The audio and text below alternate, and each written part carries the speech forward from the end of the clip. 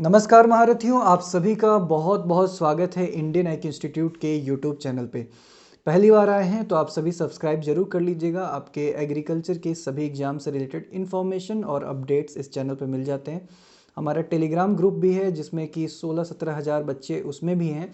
उसका link comment में डाल दिया जाएगा, आप उसमें भी ज्वाइन हो सकते हैं। दोस्तों, IBPS ने specialist officer agriculture field officer के प्रीलिम्स एग्ज़ाम का एडमिट कार्ड रिलीज़ कर दिया है और मोस्ट ऑफ द स्टूडेंट आप सभी इसके लिए प्रिपेयर्ड भी होंगे। अभी भी आपके पास एक हफ्ते का समय है। एक एक हफ्ता, एक एक दिन, एक एक घंटा बहुत इंपॉर्टेंट है। कभी भी ये नहीं सोचना है कि एडमिट कार्ड आ गया अब हमारे पास समय की कमी है, इतने कम समय में क्या कर सकते हैं, बिल्कुल भी नहीं। लास्ट डे तक भी आप बहुत कुछ कर सकते हैं, तो हिम्मत कभी भी नहीं हारना है। लास्ट तक लड़ते रहना है, ठीक है। कभी भी टाइम ये नहीं सोचना है कि टाइम कम है, एक दिन बचा है क्या पढूं, 2 दिन बचा है क्या पढूं। कुछ ना कुछ करते रहिए, कभी टेस्ट दीजिए, कभी पढ़िए, टाइम का प्रॉपर यूटिलाइजेशन करिए, ठीक है। एक कहानी सुनाता हूं आपको। सबसे पहले आज का ये जो सेशन है इसमें हम लोग प्रीलिम्स से रिलेटेड बहुत सारी इंपॉर्टेंट बातें करने वाले हैं। मैं आपको बताने वाला हूं कि कैसे अपने करंट लेवल ऑफ प्रिपरेशन से आप मैक्सिमम आउटपुट निकाल सकते हैं, मैक्सिमम मार्क्स स्कोर कर सकते हैं AFO के इस एग्ज़ाम में, प्रीलिम्स एग्ज़ाम में। लेकिन उससे पहले एक छोटी सी कहानी जरूर सुनिएगा। किसी शहर में 2 दोस्त रहा करते थे, ठीक है। वो जो दोस्त हैं उनका काम था समुद्र के किनारे दिन में जाते थे और जो शंख होते हैं वो इकट्ठा करते थे, ठीक है। शंख इकट्ठा करते थे और शाम के समय बाहर बाजार में निकलते थे और उनको बेच दिया करते थे। बेचकर जो कमाई आती थी उससे उनका गुजारा चलता था। यही उनका दैनिक काम था, डेली वो यही करा करते थे। एक बार की बात है जब दोनों दोस्त शंख इकट्ठा करने के लिए समुद्र के किनारे गए तो वहाँ पर एक जो दोस्त है उसको एक बहुत बड़ा सा शंख मिल गया, बहुत बड़ा शंख, ठीक है। ये देख दूसरा जो दोस्त है ना वो बहुत दुखी हो गया कि मेरे दोस्त को इतना बड़ा शंख मिला, मुझे तो आज तक कभी नहीं मिला है। तो उसने सोचा कोई बात नहीं, ये बड़ा शंख है, बड़ा पैसा देगा, हम क्या करते हैं अब मेरा जो ध्यान है ना इसी बड़े शंख पे रहेगा, अब मैं छोटे मोटे शंख उठाऊंगा ही नहीं, ठीक है। और दूसरा दोस्त क्या हुआ जिसको बड़ा शंख मिला था, उसने सोचा कि चलो बड़ा तो मिल गया, अब छोटा मोटा भी जो है इसको भी कलेक्ट करते रहते हैं। तो दूसरा वाला दोस्त जो है अब सिर्फ और सिर्फ बड़ा शंख ढूंढ रहा था। दिन भर उसने शंख ढूंढा, जो छोटे मोटे शंख उसको हाथ लगे छोटा समझ के उसको फेंकता गया, फेंकता गया, फेंकता गया। बड़ा ढूंढने लगा, उसको बड़ा मिल नहीं रहा था क्योंकि रेयरली ही कभी किसी को मिलता था, लेकिन उसका ध्यान उस पर ही था। दूसरा कोई शंख वो उठाता ही नहीं था, उसको फेंक देता था, ठीक है। अब शाम हुआ, दिन बीत गया। इस वाले दोस्त के पास एक बड़ा शंख है और छोटे मोटे और भी कुछ शंख हैं, और दूसरे दोस्त के पास कुछ भी नहीं है क्योंकि जो छोटे मोटे थे उसको उसने रखा नहीं, बड़े वाले पे ध्यान बस बनाए रखा, वो उसको मिला नहीं। अब जब दोनों दोस्त बाजार की तरफ गए, बाजार में बेचना था, एक ही के पास सामान था, एक ही के पास शंख था, उसने बेचा। बड़े वाले का 1,000 रुपया मिला और छोटा वाला बहुत सारा था तो कुल मिला के उसके पास 3,000 वहाँ से भी आ गया। टोटल 4,000 रुपये उसने आज कमाई की। दूसरा वाला दोस्त देखकर बड़ा निराश हो गया कि यार इतने सारे छोटे मोटे शंख तो मुझे भी मिले थे, मैंने इसको फेंक दिया। अब मैं अगर इसको रखा रहता तो कम से कम आज 3,000 रुपये कमाता, ये तो बड़े वाले से भी ज़्यादा कमाई देता मुझे। दूसरे से बोला, उसने बोला कि भाई तूने जो छोटे मोटे शंख फेंके थे वो मैंने उठा लिया, उसको मैंने कलेक्ट कर लिया, अब देखो कि मेरे पास 4,000 की कमाई है। ये कहानी सुनाने का तात्पर्य क्या है, क्या समझना है आपको वो समझिएगा। इसमें जो बड़ा शंख है ना और छोटा शंख है, किसी बच्चे के लिए बड़ा शंख प्रीलिम्स हो सकता है और छोटा शंख मेंस हो सकता है। किसी बच्चे के लिए बड़ा शंख जो है वो मेंस होगा और छोटा शंख प्रीलिम्स होगा। लेकिन आपको क्या करना है, आपको किसी भी शंख को इग्नोर नहीं करना है, ठीक है। बहुत क्रूशियल समय है ये। आप में से कई बच्चे ये गलती कर देते हैं। देखिए ऑब्वियस सी बात है कि प्रीलिम्स स्टेज पे 90% बच्चे बाहर हो जाने हैं, 90% बच्चे बाहर होने। और बाहर क्यों होने, क्योंकि उन्होंने कुछ ना कुछ थोड़ी बहुत गलतियां की है, मिस्टेक किया है। सबसे बड़ा जो प्राइम मिस्टेक इस टाइम पर बच्चे करते हैं वो क्या करते हैं, प्रीलिम्स की तैयारी कर रहा हूं तो मेंस को अभी इग्नोर मारता हूं, अभी मैं पूरा का पूरा फोकस प्रीलिम्स पे दूंगा। एक बार प्रीलिम्स मेरा निकल जाए फिर उसके बाद हम मेंस की तैयारी में लगेंगे, या प्रीलिम्स का रिजल्ट आ जाए फिर हम मेंस की तैयारी में लगेंगे। ये सबसे बड़ी गलती होती है, ठीक है। कुछ बच्चे क्या करते हैं, भाई प्रीलिम्स का तो मुझे कोई टेंशन नहीं है, प्रीलिम्स तो मैंने पहले भी क्लियर किया हुआ है, या फिर मेरे मॉक में बहुत अच्छे मार्क्स आते हैं तो प्रीलिम्स में इतना मुझे ध्यान नहीं देना है। मेरा जो एम है, जो टारगेट है वो बड़ा शंख है, ठीक है, बड़ा वाला जो शंख है, बस मैं मेंस पे ध्यान दूंगा, प्रीलिम्स पे नहीं। अब ऐसे में क्या होता है कि वो बच्चा सेक्शनल कट ऑफ का जो ट्रैप है उसके अंदर फंस जाता है, ठीक है। अभी भी आपके पास 7 डेज के आसपास है, 1 हफ्ते का समय है, बहुत एनफ है। एफिशिएंटली अगर आप इसको यूटिलाइज करें तो इनमें से कोई भी गलती आप कर रहे हो ना, उसको आप सुधार सकते हो, चाहे वो कोई भी गलती आप कर रहे हो। दोनों को पैरेलली लेकर चलना है, बैलेंस आपको बनाना है। एक टाइम होता है, मैं भी आपको रिकमेंड करता था कि इस टाइम पे 4 घंटे 5 घंटे की स्टडी बहुत है, पर अभी जो टाइम है, ये जो टाइम है दिसंबर और जनवरी, इस टाइम 10 घंटे 12 घंटे 14 घंटे जितने घंटे आप एफिशिएंटली स्टडी कर सकते हो आप करिए। क्योंकि देखिए, बहुत ध्यान से समझिएगा इस बात को, आपका कंपटीशन 1 लाख 1.5 लाख 2 लाख बच्चों से नहीं है। आपका कंपटीशन 1 लाख बच्चों से नहीं है, 1.5 लाख बच्चों से नहीं है जो कि आपके साथ बैठेंगे एग्जाम में, नहीं। आपका कंपटीशन सिर्फ और सिर्फ टॉप के 550 बच्चों से है। अभी मैं 550 इसलिए बोल रहा हूँ क्योंकि इतनी ही सीट है अभी, है ना, अभी इस टाइम पे इतनी ही सीट है, इसलिए मैं 550 बोल रहा हूँ, आगे बढ़ेगी तो ठीक है। टॉप के 550 बच्चों को ही पिछाड़ना है आपको, 1 लाख 1.5 लाख बच्चों को नहीं पिछाड़ना है। वही 550 बच्चे हैं, उनको आपको देखना है कि कैसे पीछे करना है। अगर कोई 550 बच्चा भी आपसे ज़्यादा मेहनत कर रहा होगा तो वो आपसे आगे निकल जाएगा। हम कहते हैं ना कि किस्मत ने साथ नहीं दिया या किस्मत ने हमारा साथ नहीं दिया, बेसिकली वहाँ पे रिकॉर्ड रहता है कि कौन टॉप का 550 बच्चा ऑनेस्टली एफिशिएंटली स्टडी कर रहा है, पढ़ाई कर रहा है, ठीक है, मेहनत कर रहा है। किस्मत भी उस दिन उसी बच्चे का साथ देगी। 2 शिफ्ट में एग्ज़ाम होना है, 11:30 बजे 3:30 बजे। इसको लेकर मन में कोई कंफ्यूजन मत पालिए, ऐसा क्यों हो गया, क्यों हो गया। हो सकता है कि नंबर ऑफ सेंटर्स को आईबीपीएस ने रिड्यूस कर दिया हो सकता है कि बच्चे जो है नंबर ऑफ कैंडिडेट्स हैं वो थोड़े बढ़ गए हों। स्पेशलिस्ट ऑफिसर का एग्जाम है, ध्यान रखिए, सिर्फ एग्रीकल्चर फील्ड ऑफिसर का एग्जाम नहीं है। एग्रीकल्चर ऑफिसर है, मार्केटिंग ऑफिसर है, आईटी ऑफिसर है, लॉ ऑफिसर है, कई सारे ऑफिसर हैं, ट्रेजरी ऑफिसर है, राजभाषा अधिकारी है, सबका एग्जाम होना है। उनके भी अच्छे वैकेंसी आए हैं, आईटी ऑफिसर की वैकेंसी है, मार्केटिंग ऑफिसर की वैकेंसी है, उनके भी बच्चे बढ़ सकते हैं, वहाँ भी हो सकता है कंपटीशन बढ़ा हो, तो इस वजह से नंबर ऑफ स्टूडेंट इंक्रीज हो गया होगा। एग्रीकल्चर में भी कितने होंगे, 1 लाख बच्चे होंगे, ज़्यादा से ज़्यादा 1.25 लाख 1.5 लाख बच्चे होंगे, इतने ही बच्चे होंगे, इससे ज़्यादा तो नहीं होंगे। नंबर ऑफ सेंटर्स हो सकते हैं थोड़े से रिड्यूस हो गए होंगे, जिस वजह से 2 शिफ्ट में कराना उनके लिए सही लगा होगा। अब पेपर का जो लेवल है वो चाहे कुछ भी आए, किसी में इजी आएगा, किसी में टफ आएगा, तो कोई प्रॉब्लम नहीं है। जिसमें टफ आएगा नॉर्मलाइजेशन में अच्छी खासी बेनिफिट मिलेगी, उनके मार्क्स इंक्रीज हो जाएंगे। तो अगर सिर्फ टफ भी आता है तो कोई टेंशन नहीं, ईजी आता है तब तो टेंशन ही नहीं है, तब तो हम अच्छा स्कोर कर ही लेंगे। और लगभग आईबीपीएस का जहाँ तक रिकॉर्ड है, लगभग जो है पेपर का लेवल वो सेम ही बना के रखता है, ज़्यादा कुछ डिफरेंस नहीं होता है। तो इन सब चीज़ों को दिमाग में नहीं रखना है, ये एक्सटर्नल चीज़ है, ये आईबीपीएस को सोचने दीजिए ना। उनका भी अगर टेंशन आप ही पालोगे तो कैसे काम चलेगा। बच्चे मैसेज कर रहे हैं सर 2 शिफ्ट में हो गया क्या, बच्चे कंपटीशन बढ़ गया है क्या, बच्चे इस बार ज़्यादा हो गए हैं क्या, सर पेपर का लेवल बहुत अलग अलग तो नहीं आ जाएगा। अरे भाई नहीं आएगा, ये आपका टेंशन नहीं है, ये आईबीपीएस का टेंशन है। आपका टेंशन है पढ़ाई करना, आपका टेंशन है अच्छे लेवल के मॉक टेस्ट दे देना, ठीक है। इतना अपने आप को तैयार कर लेना कि प्रीलिम्स में मिनिमम 40 मार्क्स का आपको टारगेट लेकर चलना है, ठीक है। वर्स्ट केस में 35 प्लस आपको टारगेट लेकर चलना है, ठीक है, कि उतना मेरे मार्क्स होने ही चाहिए किसी भी हाल में। पॉसिबल है 60 मार्क्स आते हैं, 55 आते हैं, 50 आते हैं, सबके मतलब बच्चे स्कोर करते हैं, मैंने भी किया, बहुत सारे बच्चों ने किया है, तो पॉसिबल है ये चीज़ करना। लेकिन इन वर्स्ट केस 35 भी आ रहे हैं, 40 भी आ रहे हैं, तो कोई बात नहीं। देखो प्रीलिम्स एग्जाम में आप 100 लाकर 80 लाकर कोई नाम नहीं कमाओगे, है ना। एक दिन तारीफ हो जाएगी, अच्छी बात है, लेकिन जब आपके पोस्टर लगेंगे तो मेंस का ही स्कोर वहाँ पे आपका बताया जाएगा, या कोई आपसे बात करेगा तो मेंस और इंटरव्यू के ही मार्क्स की बात करेगा। प्रीलिम्स इज द गेटवे, इसको क्लियर करके मेंस तक पहुंच जाना है। अगर आपका प्रीलिम्स अच्छा है, टेस्ट में अच्छे मार्क्स आ रहे हैं, अब मेंस की पढ़ाई करो। ये मत सोचो कि अभी प्रीलिम्स का एग्जाम नहीं हुआ तो मेंस अभी कैसे पढ़ लूँ, या कुछ दिन के लिए मेंस ड्रॉप कर देता हूँ या कर देती हूँ, मॉक नहीं देती हूँ, एग्जाम के बाद दूंगी, नहीं, ऐसा नहीं करना है।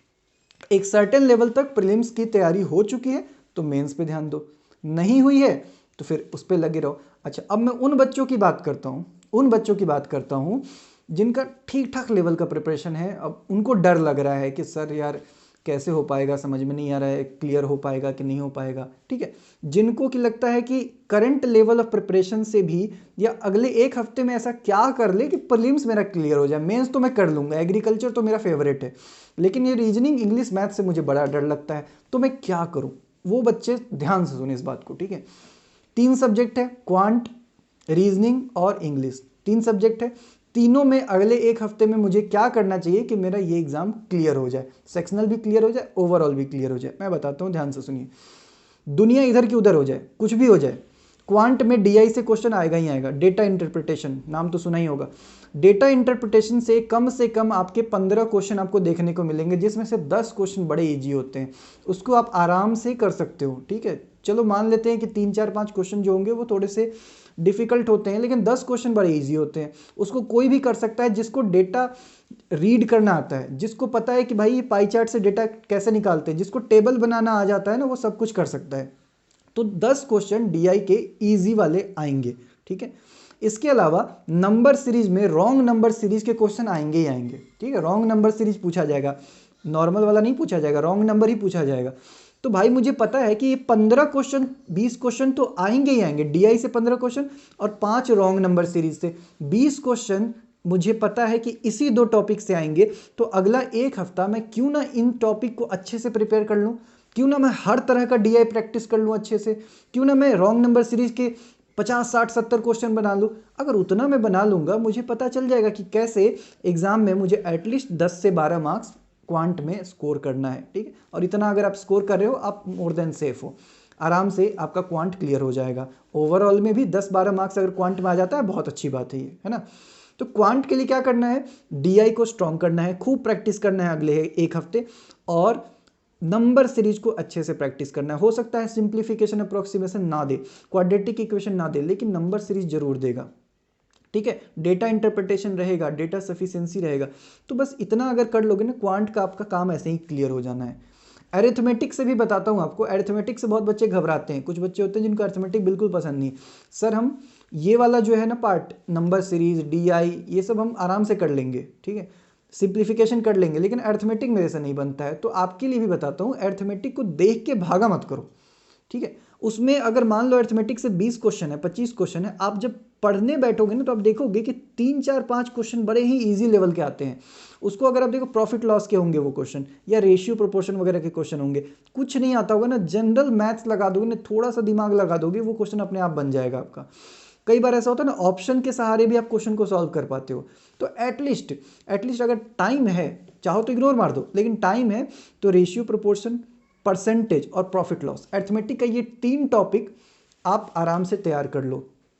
इसके क्वेश्चंस कर सकते हो, यूट्यूब में बहुत सारे वीडियो मिल जाएंगे आपको, वहाँ से प्रिपेयर कर सकते हो। ये 3 टॉपिक कर लोगे ना, अरिथमेटिक के 4-5 क्वेश्चन आपको वैसे ही फ्री में मिल जाएंगे मार्क्स उसके। क्वांट की बात खत्म करते हैं, क्वांट आप क्लियर कर लोगे। आ जाती है बात रीजनिंग की। रीजनिंग में क्या करें सर, रीजनिंग में 2 टाइप के बच्चे होते हैं।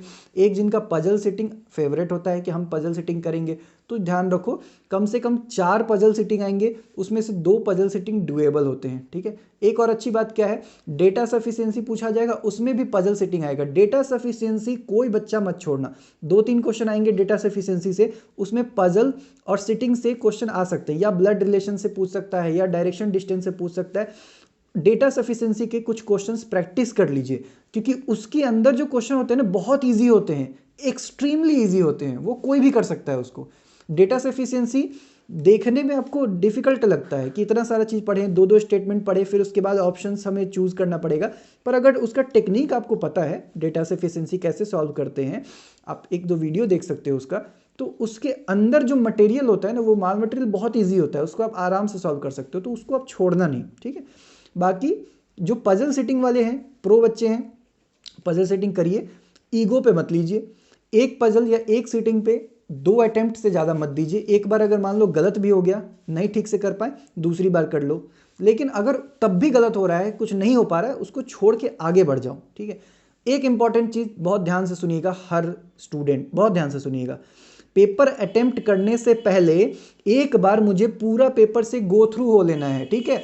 आपके पास 40 मिनट का समय होता है, सेक्शनल टाइमिंग होता है, रीजनिंग का, क्वांट का, इंग्लिश का 40-40 मिनट का सेक्शनल टाइमिंग होता है। आपको क्या करना है, 5 मिनट इन्वेस्ट करना है। वो 5 मिनट ना आपका बहुत समय बचाएगा और मार्क्स भी दिलवाएगा। हम क्या करते हैं, सामने में सबसे पहले पजल आ गया या कोई भी ऐसा टॉपिक आ गया, उसमें हम लगे पड़े रहते हैं, हमारा टाइम निकल जाता है। जब हम लास्ट पहुंचते हैं, 20 क्वेश्चन पे पहुंचते हैं, 25 पे पहुंचते हैं, हम देखते हैं आगे के क्वेश्चन बड़े इजी थे, हमने पहले वाले में बहुत टाइम वेस्ट कर दिया। ये गलती नहीं करना है आपको। शुरू के ये सब जो है ना, ये आपको कोई दूसरा टीचर नहीं बताएगा, ये वही टीचर बताएगा जिसने एग्जाम दिया हुआ है, जिसने एग्जाम क्लियर किया हुआ है, ठीक है। वही टीचर आपको ये सारा चीज गाइड करेगा, दूसरे टीचर कभी आपको नहीं बता सकते ये सारी फीलिंग्स जिससे हम गुजरते हैं, ठीक है। तो बहुत ध्यान से इस चीज को समझिएगा। आपको क्या करना है, पहले कि 5 मिनट में सारा का सारा क्वेश्चन देख जाना है आपको कि कौन सा, किधर इजी क्वेश्चन पड़े हुए हैं, किधर टफ क्वेश्चन है ना। और जो टफ वाले हैं अगर उनसे भिड़ना भी है तो एक बार भिड़ जाओ, अगर हार गए तो ईगो पे नहीं लेना, साइड करो, आगे बढ़ो। मुझे एक एक मार्क्स यहाँ पर काउंट करवाने हैं, इंक्रीज करवाने अपने। ये नहीं सोचना है कि पजल कर लिया तो तीर मार के आगे, दोस्तों में बोलेंगे भाई पजल करके आ गया हूँ तो मेरी इज्जत बढ़ जाएगी, ऐसा कुछ नहीं होगा, ठीक है। आपको जो डुएबल है वही करिए, जो लगता है कि मैं कर सकता हूँ उससे करिए, बाकी क्वेश्चन से भिड़ने की जरूरत ही नहीं है, ठीक है। आगे बढ़ेंगे।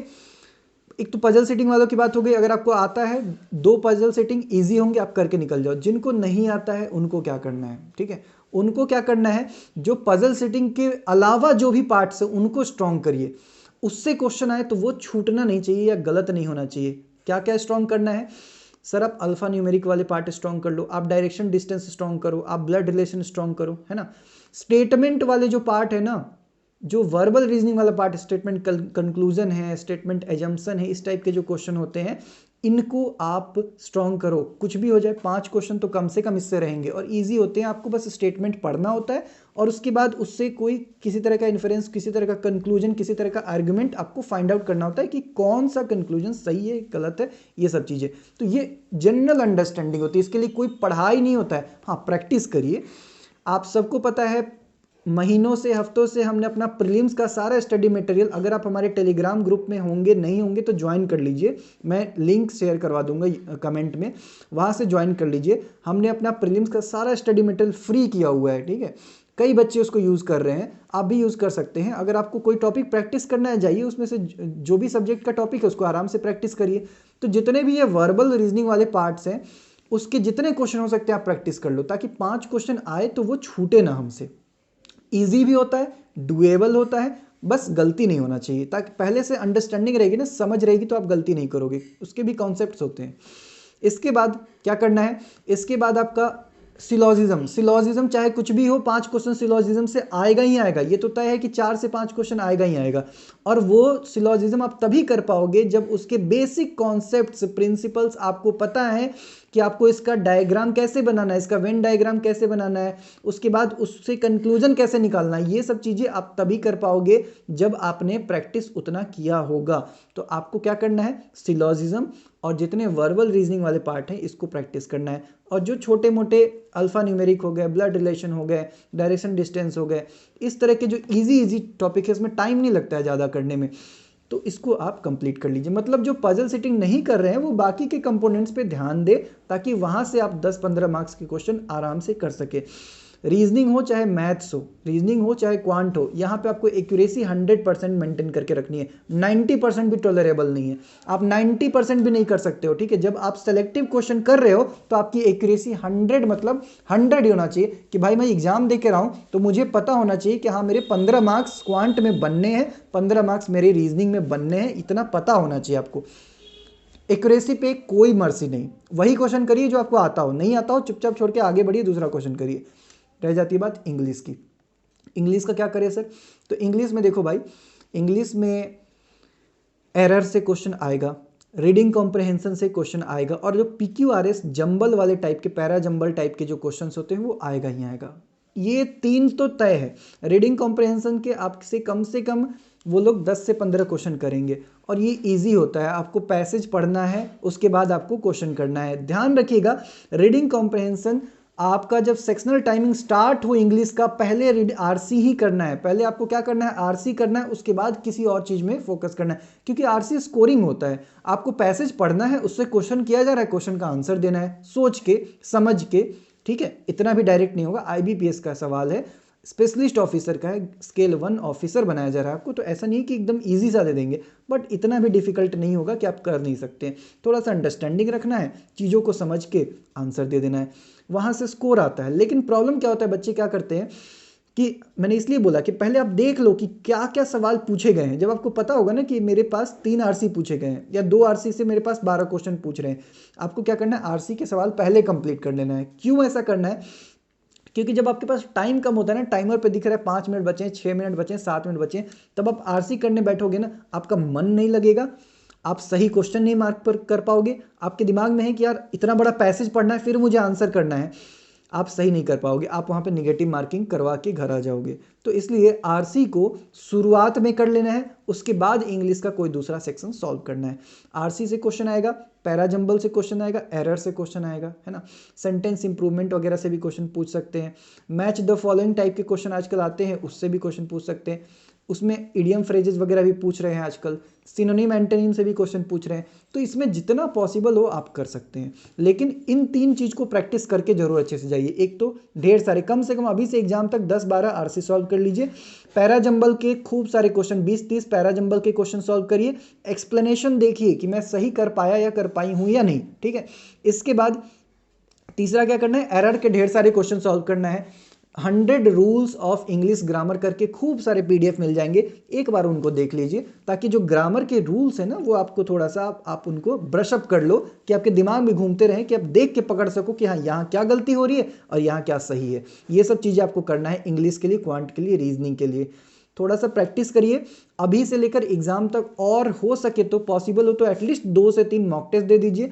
मॉक टेस्ट अगर आज दे रहे हो तो एनालिसिस उसका कल करना, ठीक है। एक ही दिन में मॉक टेस्ट देकर और एनालिसिस करोगे बहुत ज़्यादा टाइम चला जाएगा, आप एकदम एग्जॉस्ट हो जाओगे, दूसरा कुछ नहीं पढ़ पाओगे, मेंस के लिए कुछ नहीं कर पाओगे।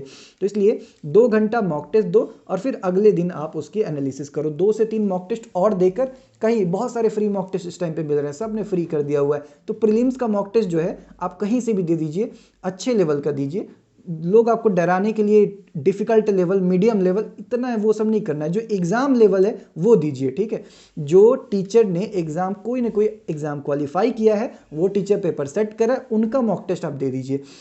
इधर उधर से नहीं देना है कि एक्सट्रीमली हार्ड दे रहे हैं, ये दे रहे हैं, वो दे रहे हैं, नहीं, ऐसा नहीं करना है। इस टाइम पर वैसे भी कॉन्फिडेंस की जरूरत है, हार्ड देकर 10 नंबर ले आओगे, कॉन्फिडेंस खत्म हो जाएगा, कुछ नहीं कर पाओगे, ठीक है। वही दो जो एग्जाम में एक्चुअली पूछा जाता है, ओके। अच्छा, एक और बात, इंपॉर्टेंट बात, ध्यान से सुनिएगा। एग्जाम आपका कौन से शिफ्ट में, 11:30 बजे है या 4:30 बजे, 3:30 बजे, इसको आप ध्यान से देख लीजिए। अब आपको क्या करना है, 11:30 बजे मतलब आपका एग्जाम लगभग 12:45 में स्टार्ट होगा या 1 बजे स्टार्ट होगा। 3:30 में है तो मतलब लगभग आपका एग्जाम वही 4:30 के आसपास स्टार्ट होगा। अब आपको क्या करना है, अगला जो भी मॉक टेस्ट आप दे रहे हो ना, जिस टाइम आपका एग्जाम होने वाला है उसी टाइम बैठ के 2 मॉक टेस्ट एटलीस्ट लगा लेना, क्योंकि ब्रेन को ट्रेन करना है कि भाई साहब ये जो टाइम है, इस टाइम थोड़ा सा एक्टिव रहो और मेरा एग्जाम में भी हेल्प करो। ये सब छोटी छोटी चीज़ें ना बहुत एग्जाम में काम आती है।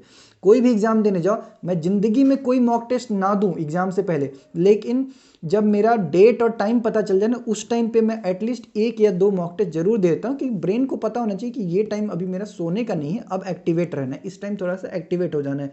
तो उस जिस टाइम आपका एग्जाम है उसी टाइम 1-2 मॉक टेस्ट दे दो, ब्रेन को बोल दो कि भाई इस टाइम आपको एक्टिवेट रहना है, सोना नहीं है, नींद नहीं आना चाहिए, प्रॉपर फ्रेश रह के एग्जाम देना है, ठीक। इतना आपको करना है। ज़्यादा टाइम नहीं बचा है, 1 महीने बचे हैं, 1.5 महीने बचे हैं, जी जान लगा दो, जी तोड़ मेहनत कर लो अपने ऊपर। ये जो बेरोजगारी का जो कांटा है, जो कलंक है ना, इसको निकालो और अपने घर का पहला मेंबर बनो, जिसके वजह से घर की, समाज में, रिलेटिव्स के बीच रिस्पेक्ट हो, आपकी रिस्पेक्ट हो, स्केल 1 ऑफिसर हो, चौड़ से बैठो एकदम, ठीक है।